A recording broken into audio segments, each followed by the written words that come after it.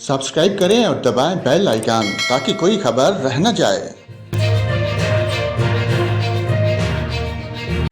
और नाज़रीन, आपको बताएं, मौसमियाती तजियाकार जवाद मेमन का कहना है कि आइंदा हफ्ते 27 या 28 अप्रैल को बारिशों का ताकतवर और तवील सिस्टम मुल्क पर असरअंदाज हो सकता है, जो 6 या 7 मई तक मुल्क पर असरअंदाज रहेगा।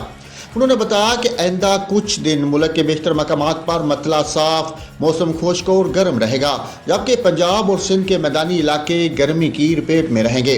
उन्होंने बताया कि ईरान के करीब बहरा अरब में सर्कुलेशन भी बनी हुई है।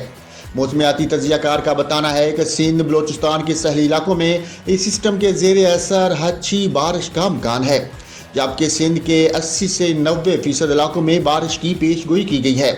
मौसमियाती तजियाकार के मुताबिक सिंध में कहीं तेज, कहीं मूसलाधार बारिश, कहीं सालाबारी भी हो सकती है। थंडर स्टॉर्म बढ़ने पर आंधी और बिजली गिरने का भी खदशा रहेगा। खबर पख्तूनख्वा के 90% इलाकों में इस सिस्टम के ज़ेर असर बारिश का इम्कान है। सुबह के मुख्तलिफ मकामात पर आंधी सालाबारी भी हो सकती है। पहाड़ी इलाकों में लैंड स्लाइडिंग का भी खतरा है।